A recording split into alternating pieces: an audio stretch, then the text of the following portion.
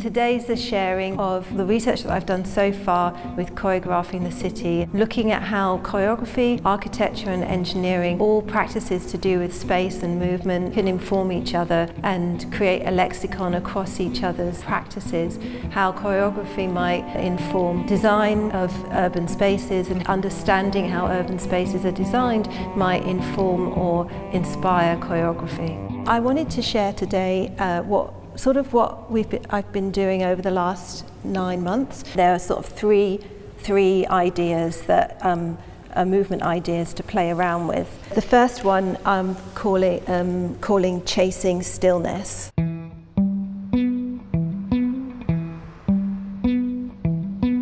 People's stillness is part of their sort of identity, how people become still in a city, how they sit or reflect or think or become invisible, sort of feeds their identity in the city. I'm really interested in exploring the idea of stillness as not something that's just an interruption of movement, but how maybe it's something about being connected to one's senses, or people have described it as being mindful or reflective. It seems to be something that needs unpicking a bit more, that there are different kinds of stillnesses, not just something that is just an alternative to all the different kinds of movement that we have.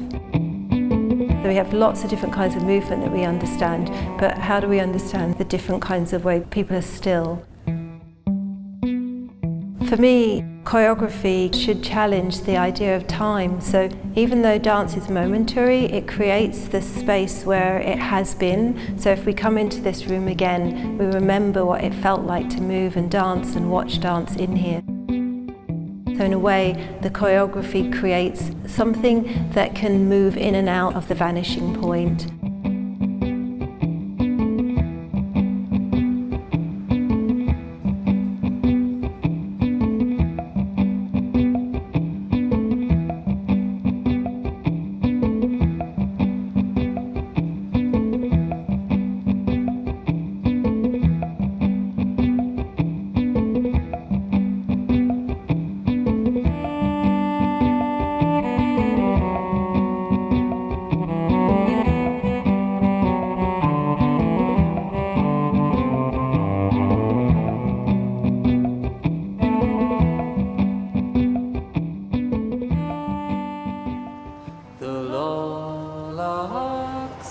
The way we walk through the streets leaks into the future of the cities we construct, foretelling the possibilities of who we can move into being. At the city limits, the walls etch identities. Belonging becomes entangled with the privilege of being. Being becomes entangled with the privilege of belonging. I'm thinking that dwelling is different from stillness.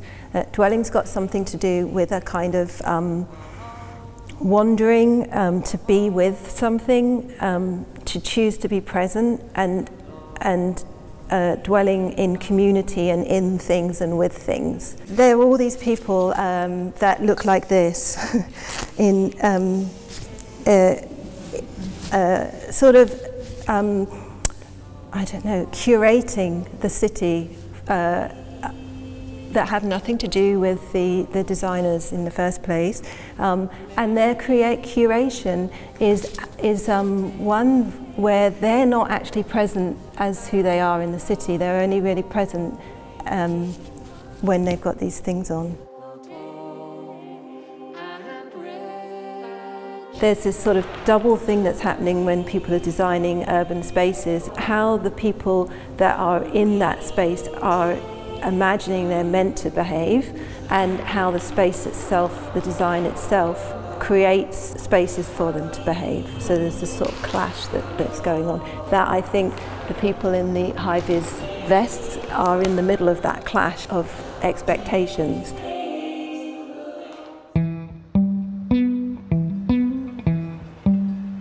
People sort of theorise that place is not the same as space. It's something that is made up of all the elements of now. When people are designing buildings, they are sort of imagining the life of the people that will be in that building, wondering if it's possible to include their memories, their present, their hopes for their future, all the identities that they have can be present or recognised or available in the design. There's a worry or a tendency that maybe only certain identities can be there.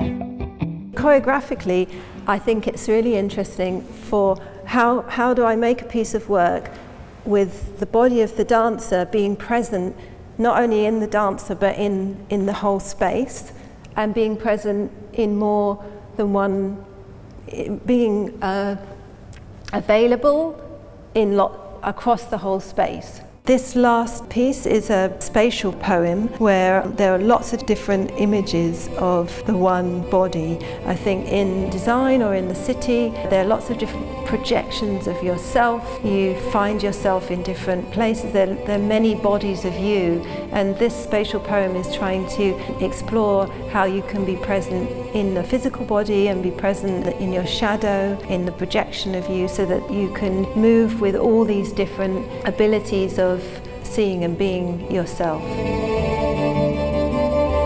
And she would make utterances that silently shook the buildings, changed the sky, pulled the air into the corners of her world.